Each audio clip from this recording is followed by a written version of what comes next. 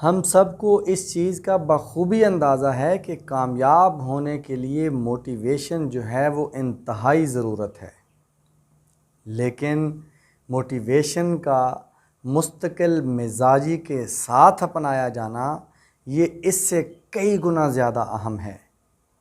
کسی بھی چیز کی موٹیویشن آپ کے اندر موجود ہے یا کسی چیز کا آپ نے خواب دیکھا ہے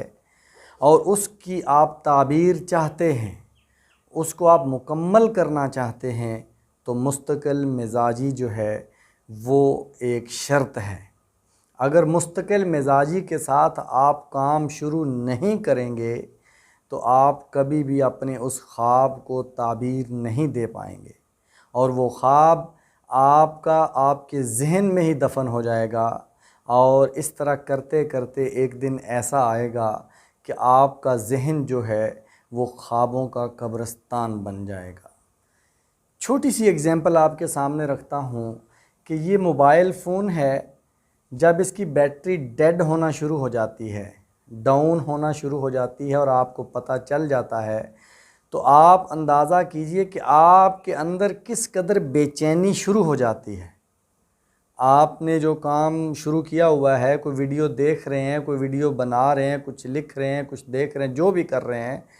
تو آپ اس کو مکمل ہونا دیکھنا چاہتے ہیں، لیکن موبائل کی بیٹری جو ہے وہ ڈیڈ ہونا شروع ہو رہی ہے، وہ ختم ہونے کی طرف جا رہی ہے، تو آپ کے اندر بہت زیادہ بے چینی شروع ہو جائے گی۔ اگر ایک چھوٹے سے موبائل کی بیٹری ڈیڈ ہونے پر آپ کے اندر اس قدر بے چینی جو ہے وہ ہو سکتی ہے، تو آپ نے اپنی زندگی میں جو بڑے بڑے خواب دیکھ رکھے ہیں، جو آپ نے اپنی زندگی میں بہت بڑے بڑے مقاصد سوچ رکھے ہیں، ان کی تکمیل تک نہ پہنچنا، اس کے اوپر کس قدر بے چینی ہونی چاہیے، اس چیز کو سوچنا ہے، اس چیز کے اوپر غور کرنا ہے۔ اور یہ تبھی ممکن ہوگا جب آپ اپنے خواب کو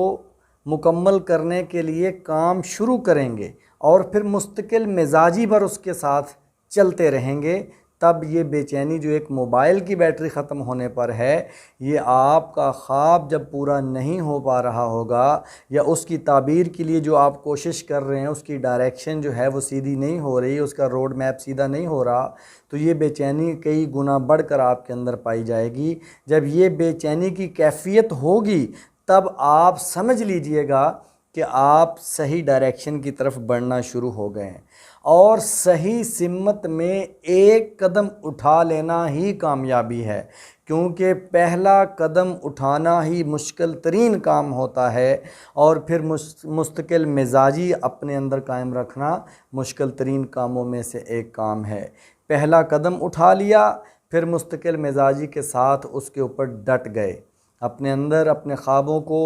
پورا کرنے کے لیے بے چینی کو بیدار کیجئے، اور اپنے خوابوں کو تعبیر کی طرف لے کر جانے کے لیے مستقل مزاجی کے ساتھ ان کے اوپر کام کیجئے۔ انشاءاللہ آپ اپنے خوابوں کی تعبیر کو پانے میں ضرور کامیاب ہو جائیں گے۔ اگر آپ نے سیریسنس کا مظاہرہ نہ کیا تو